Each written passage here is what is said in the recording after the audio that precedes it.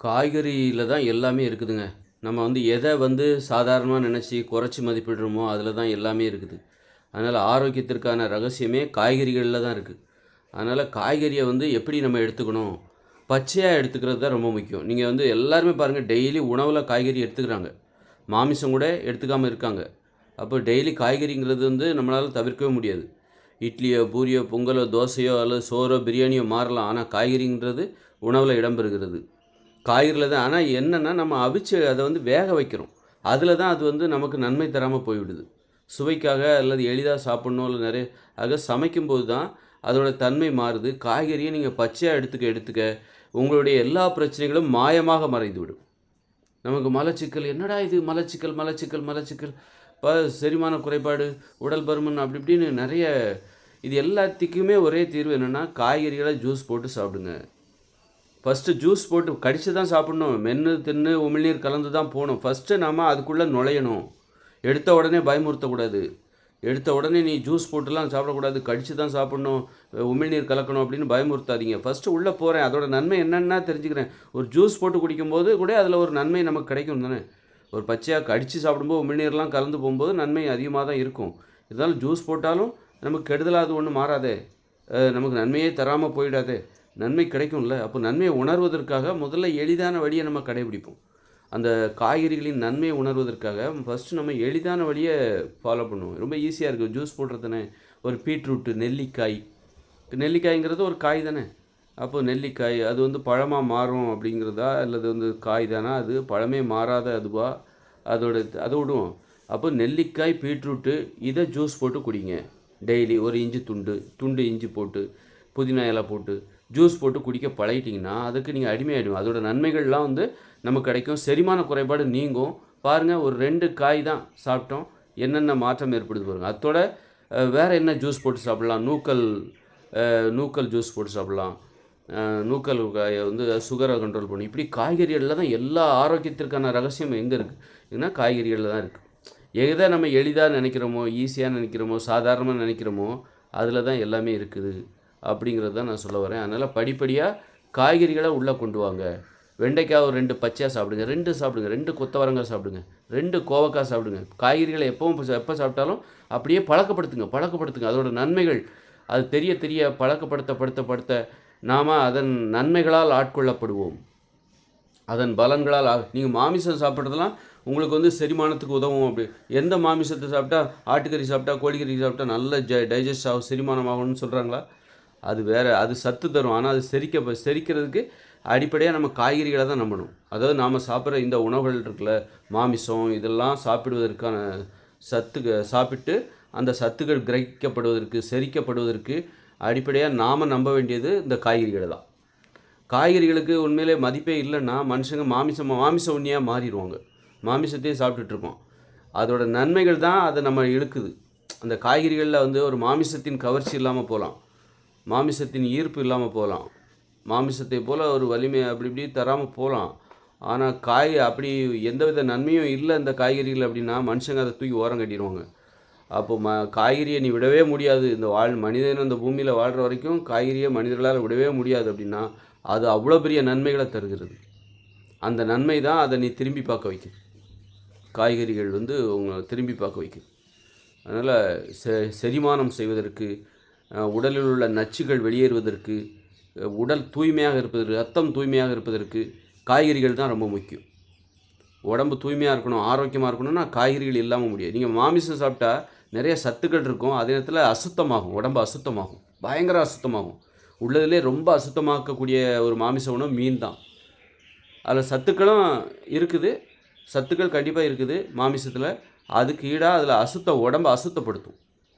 இப்போ நீங்கள் வந்து ஒரு வேலை பார்க்குறீங்க அப்படின்னா உடம்பு ரொம்ப அழுக்காயிடும் அப்படிங்கிறதுக்குல அதுபோல் அந்த வேலை நடக்குதுல்ல. ஆனால் ஒரு வேலை நடக்குது. அதுபோல் உடம்புக்கும் பயிற்சி கிடைக்குது. ரோடு போடுறீங்க அல்லது விவசாயம் பார்க்குறீங்க, அப்போது உடம்பெல்லாம் சகதி ஆகிடும். அது மாதிரி தான் வந்து ஆனால் நன்மை கிடைக்கும், உடம்புக்கு நன்மை கிடைக்கும். போய் குளிக்கணும். குளித்தா தான் அந்த சுத்தமாகும். அந்த குளிக்கிறது தான் இந்த காய்கறிகள்.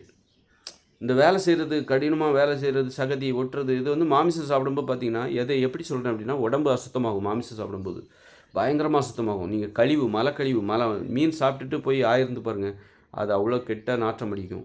மீன் சாப்பிட்டுட்டு போய் உடனே போயிடல, அது செரிமானமாகி வெளிவருகிற அந்த கழிவு இருக்கு பாருங்கள், கெட்ட துர்நாற்றம் அடிக்கும். அதுபோல் மாமிசம் அதுக்கு அப்புறம் மீன் தான் உச்சக்கட்டம். பாருங்கள், அது இன்னொரு கடல்வாழ் உயிரினமாக இருக்கலாம், அல்லது மீனுனாலே அது அப்படிப்பட்ட, ஆனால் அதில் நிறைய நன்மையும் கிடைக்கலாம். இப்படிப்பட்ட அந்த மீன் சாப்பிடுவதால், மாமிசம் சாப்பிடுவதால், முட்டை சாப்பிடுவதால், பால் சாப்பிடுவதால் உடலில் ஏற்படுகிற அசுத்தத்தை எது போக்குது அப்படின்னா இந்த காய்கறிகள் தான். பச்சையாக சாப்பிட்டா தான் அது போக்கும். அது சமைச்சு சாப்பிட்டா அவனுக்கு அது போகும். சமைச்சு சாப்பிட்டா அந்த காய்கறிகளும் அசுத்தமான உடம்பை அசுத்தப்படுத்த ஆரம்பிச்சிடும். அதனால் காய்கறிகளை பச்சையாக சாப்பிடணும், பழங்களை பச்சையாக சாப்பிடணும். சாப்பிடும்போது இந்த உடம்பு தூய்மை அடைகிறது, உடல் தூய்மை அடைகிறது, ஆரோக்கியம் அடைகிறது. மாமிசம் சாப்பிடுவதால் அசுத்தப்படுத்துகிற இந்த உடல் அதே நேரத்தில் அதில் நன்மையும் கிடைக்குது. அந்த நன்மை கிடைக்கும்போது அசுத்தமாகுது. ஒரு நன்மை வேணும்னா உனக்கு உடம்பு அசுத்தமாகும் பரவாயில்லையா அப்படிங்கிற மாதிரி தான். அது அசுத்தமானால் பரவாயில்ல, மாமிசம் சாப்பிடுவதால் எனது உடல் அசுத்தமாகும், ஆனால் நன்மை கிடைக்கிறது. அசுத்தமானால் பரவாயில்ல, நான் அதை காய்கறிகளை சாப்பிட்டு எனது உடலை நான் தூய்மை செய்து கொள்கிறேன், பச்சையாக சாப்பிட்டு தூய்மை செய்து கொள்கிறேன் அப்படிங்கிற அந்த நடைமுறை தான். அப்போ காய்கறிகளை எப்படி நம்ம முதல்ல எடுத்துக்கணுன்னா, ஒரு பீட்ரூட்டை ஜூஸாக எடுத்துக்கோங்க. அதை கடித்து சாப்பிட்றதுக்கு சிரமமாக இருக்கும், ஜூஸாக எடுத்துக்கோங்க. ஃபஸ்ட்டு காய்கறிகளோட நன்மைகளை தெரிஞ்சுக்கோங்க. அதற்கான எளிதான வழி தான் இந்த ஜூஸ் போடுறது. நூக்கல் ஜூஸ் போடுங்க, கேரட்டு ஜூஸ் போடுங்க. கேரட்டையும் ஆப்பிளையும் ABC juice, apple, beetroot, carrot, இது 3, இதில் 2 காய் இருக்குது, ஒரு பழம் இருக்குது, ஜூஸ் போடுங்க. அப்படி ஒரு கரும்பு சாரோட சேர்த்து ஒரு பீட்ரூட்டை சேர்த்து ஜூஸ் போட்டு குடிச்சு பாருங்கள். இப்படி காய்கறிகளை சுவையாக உள்ளே கொண்டு வரணும். அதனால் கவர்ச்சியாக உள்ளே கொண்டு வாங்க. ஒரு கரும்பு சாறு கூட ஒரு கேரட்டு, பீட்ரூட்டு அதை சேர்த்து ஒரு ஜூஸை போடுங்க. இப்படி காய்கறிகளை அப்படி இனிமையான வழியில், கவர்ச்சியான வழியில், ஈர்க்கின்ற வழி, அடிமைப்படுத்துகிற வழியில் அந்த காய்கறிகளுக்கு நம்மளை பழக்கப்படுத்தணும்.